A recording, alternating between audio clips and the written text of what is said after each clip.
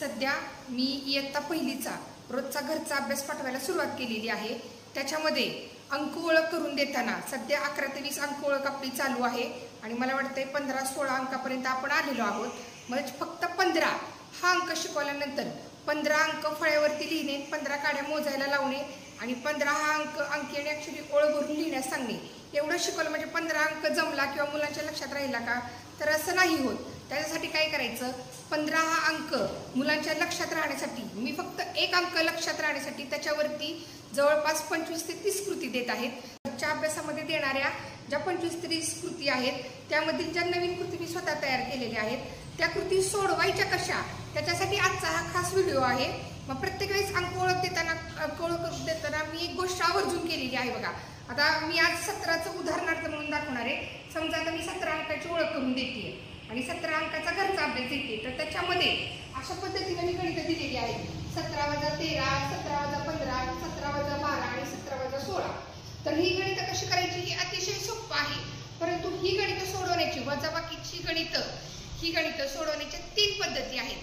त्या तिन्ही पद्धती कोणकोणत्या आहेत हे आज आपण पाहणार आहोत। त्यातली सर्वात महत्त्वाची पहिली पद्धत जी की तुम्ही जोपर्यंत मुलांचे 1 ते 20 किंवा 11 ते 20 अंक सोडून होत नाहीत तोपर्यंत मी सर्व शिक्षकांना पालकांना आवर्जून सांगेन की जी मी पहिली पद्धत सांगणार आहे आता तीच पद्धत तुम्ही मुलांकडून करून घ्या। कारण ती पद्धत जर आपण वापरली तर त्याच्यामुळे काय होणार, वारंवार पुन्हा मोजून मुलांचा हा जो नवीन अंक आपण शिकवलाय हा तर परफेक्ट लक्षात राहणारच आहे, परंतु पाठीमागं 17च्या पाठीमागं 16, 15, 14, 13, 12 हे जे अंक शिकवलेले आहेत हे देखील अगदी व्यवस्थित लक्षात राहणार आहेत। त्यासाठी जी पहिली पद्धत आहे ती पद्धत आहे की काड्यांच्या साह्याने वजाबाकी करणे।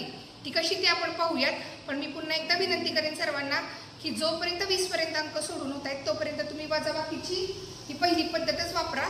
चला तर मग पाहूयात की ती पद्धत कशी आहे ते आणि काड्यांच्या साह्यानं कशी गणितं सोडवायची। आपण वजाबाकीची गणितं 3 पद्धतीनं कशी सोडवायची हे पाहत आहोत। त्यामधील पहिली पद्धत आहे जे की मी सांगितलं 11 ते 20 अंक होईपर्यंत याच पद्धतीनं गणितं का सराव करून घ्यायचा, वजाबाकी करायची। तर बघा याचा फायदा काय होतो, आता ही 17 काड्या आपण मुलांना काढायला लावायच्या, जेणेकरून काय होतं जो पाठीमागा अंक आपण शिकवलेला आहे तो देखील वारंवार मोजून होतो। बघा आता 1 2 3 4 5 6 7 8 9 10 11 12 13 14 15 16 आणि 17। याचा फायदा काय झाला, आपण पाठीमागं जे अंक शिकवलेत 16 15 14 13 12 11 हे देखील पुन्हा अंक मोजून झाले। म्हणून याच पद्धतीनं 20 अंक होईपर्यंत वजाबाकीची गणितं सोडवायला सांगायची।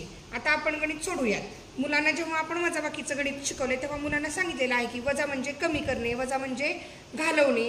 तर काय करायचंय, 17 - 14 म्हणजेच काय 17 मधून 14 घालवायचे। तर ह्या 17 मधून 14 आपण घालवू। 1 2 3 4 5 6 7 8 9 10 11 12 13 आणि 14। बघा ह्या 17 मधून हे 14 घालवले। इथं सुद्धा काय झालं, मुलांचे पुन्हा 1 ते 14 पर्यंत अंक मोजून झाले। म्हणजे मुलांचा जो अंकांचा क्रम असतो 1 पासून 20 पर्यंत तो मुलांच्या व्यवस्थित लक्षात राहतो आणि पाठीमागील अंकांचा मोजून सराव होतो। आता 17 मधून हे 14 आपण बाजूला काढले, किती राहिले रे, 1 2 आणि 3। आपलं उत्तर आलं 3। अशा पद्धतीनं पहिली पद्धत जी आहे ह्या काड्यांच्या साह्यानं गणित सोडवणे ही वजाबाकीची पहिली पद्धत आहे। आता पुढील पद्धत पाहूयात। पद्धत आहे पुढे मोजून वजाबाकी करणे, जी की सर्वात सोपी आहे। काही मुलांना लगेच लक्षात येते, काही मुलांना समजायला उशीर लागतो, परंतु पुढे मोजून जेव्हा आपण 11 पासून अंक शिकवायला सुरुवात करतोय तेव्हा पुढे मोजून वजाबाकी करणे अतिशय मुलांना सोपी जाते। पण मुलांना समजेल ह्या पद्धतीनं तुम्ही जावा। काही मुलांना काड्यांच्या साह्यानं सोपी वाटते, काही मुलांना पुढे मोजून वाटते। ज्याला जी पद्धत आवडेल त्या पद्धतीनं त्याला सराव करू द्या। आपण पाहूयात पुढे मोजून बेरीज कशी करायची। आता हा इथं 17 - 14 आहे, पुढे मोजून करायचं म्हणजे खाली जो अंक दिलेला आहे हा 14 अंक आहे, ह्या 14 अंकाच्या पुढे 17 पर्यंत मोजायचे आपल्याला। मग 14च्या पुढे 17 पर्यंत आपण मोजू। इथे सुद्धा 2 पद्धती करता येतात। 14च्या पुढे काय येतं, 15 16, आपल्याला कितीपर्यंत मोजायचे, 17 पर्यंत। मग किती आले, 1 2 आणि 3। मग आपलं उत्तर आलं 3। तुम्ही या पद्धतीने पण पुढे मोजून सांगू शकता। जर समजत नसेल तर सुरुवातीला असं सांगा, पण बोटावर जर मुलांना डायरेक्ट समजत असेल तर मुलांना कसं सांगायचं, या 14 पासून या 17 पर्यंत बोटावर मोज. 14 पासून मोजूयात. 15, 16 आणि 17.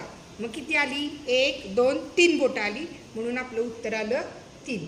ही झाली पुढे मोजून वजाबाकी. आता पाहूयात तिसरी पद्धत. नोटांच्या मदतीने वजाबाकी करणे. ही जी वजाबाकी करण्याची तिसरी पद्धत आहे ही आपण पुढील व्हिडिओमध्ये पाहूयात. तोपर्यंत तुम्ही काड्यांच्या पद्धतीने वजाबाकी करायची आणि पुढे मोजून वजाबाकी करायची याचा सराव करा.